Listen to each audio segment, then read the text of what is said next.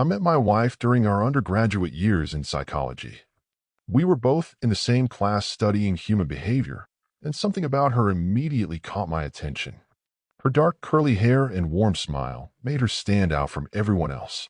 We started hanging out in study groups, and eventually, I gathered the courage to ask her out. We were both working our way through college, living in the same dorm building.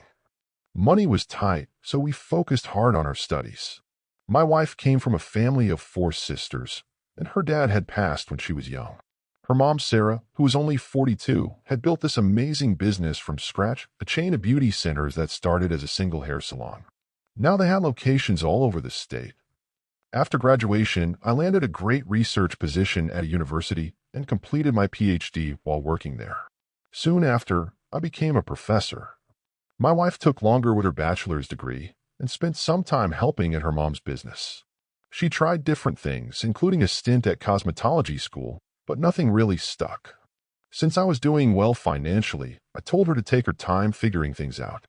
She ended up traveling to Italy with her friend for a few months. I surprised her in Rome and proposed by the Colosseum. It was perfect. She said yes, and we spent the rest of her trip exploring Italy together. When we got back home, she decided she wanted to pursue her master's in psychology.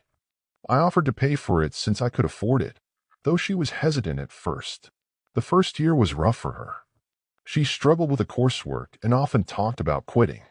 I tried to balance being supportive while also reminding her that this was a serious investment. Then, in her second year, something changed. She suddenly became passionate about her studies, getting top grades and taking on extra projects. One of her classes was this evening online course that ran from 6 to 9 p.m. The professor was based in Ireland, supposedly some big shot in the field. She'd often stay up until midnight, saying she was discussing assignments with him. What I didn't know then was that these late-night sessions involved a lot more than academic discussions. They were having intimate video calls, and she was doing things that definitely weren't part of the curriculum. Things got suspicious when she announced she wanted to go to Ireland for Reading Week. She claimed there was a conference, but when I mentioned I hadn't heard about any psychology conferences there, her story changed. Suddenly, it was about meeting local students for research collaboration. She insisted it was crucial for her thesis, practically a pass-or-fail situation. When I suggested coming along, she quickly shut that down, saying she'd be too busy with work. I ended up paying for her trip, even though something felt off. While she was away, she'd message me 3 times a day, morning, dinner, and bedtime. Her updates were vague, mentioning group dinners with a professor and other students. When I questioned the professor's involvement, she got defensive and never brought him up again. That's when I decided to do some digging on our shared computer. Looking through the webcam logs and browser history, I found everything: their private messages, video calls, and explicit content she'd saved. They had planned her entire Ireland trip together, including where they'd meet and what they'd do. I took action immediately, changed all her passwords, withdrew her from her courses, and moved our joint account money to my personal account. Then I sent all the evidence to her family and friends. Her mom came over right away, and after I showed her everything, one thing led to another between us.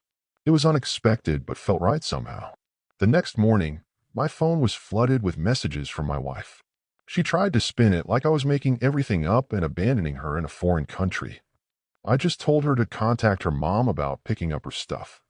Her mom came back that night to help pack up her things, and well, we ended up spending more time together after that too.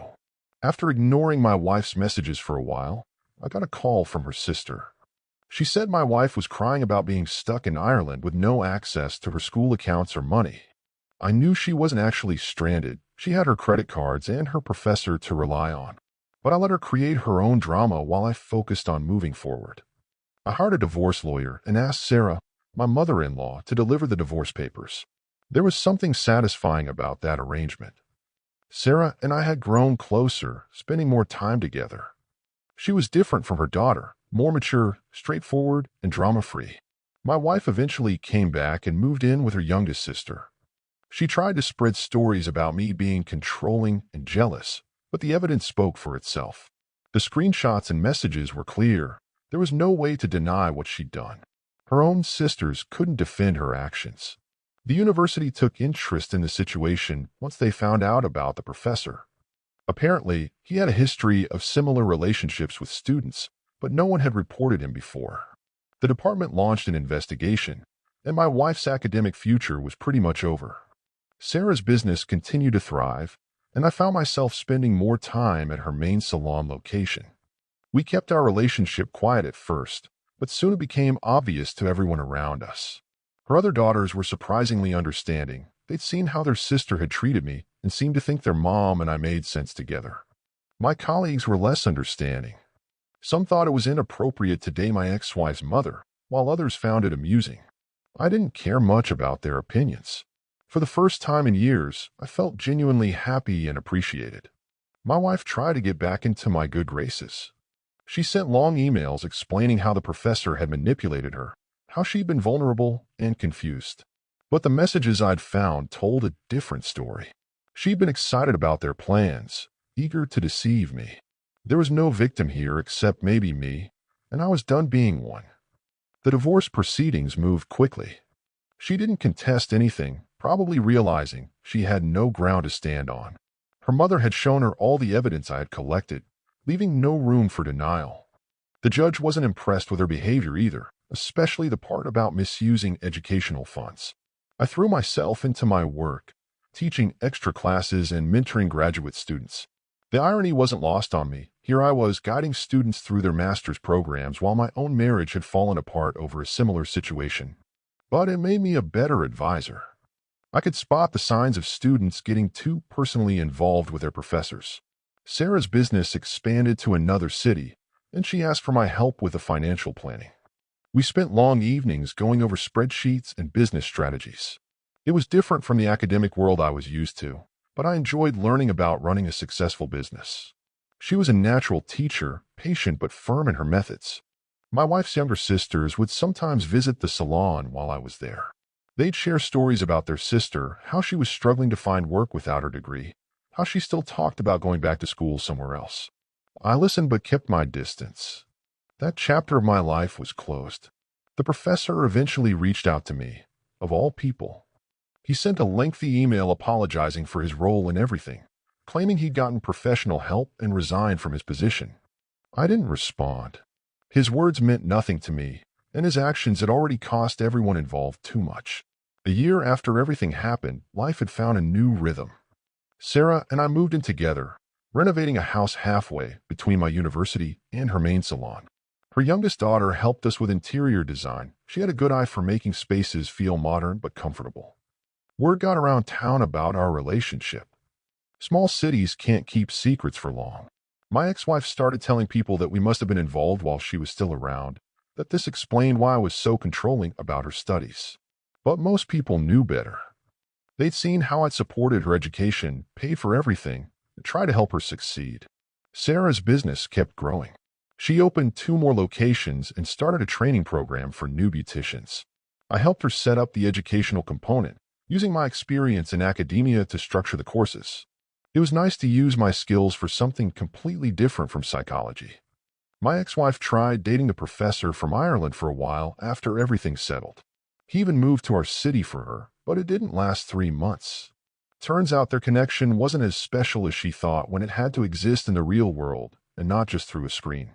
He moved back to Ireland, and she started telling everyone how he'd used her.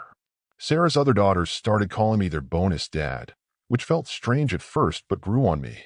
They'd come over for Sunday dinners, filling our house with laughter and stories. Even my ex-wife's youngest sister, who initially struggled with the situation, became a regular at our table. My university work continued as usual, but I made some changes. I started a support group for students dealing with academic stress, trying to help them find healthy ways to handle pressure. It wasn't required by the university, but it felt important to me after everything that happened. Sometimes I'd run into my ex-wife at the grocery store or local coffee shops. She'd either pretend not to see me or try to start long conversations about how much she'd changed. I kept things polite but brief.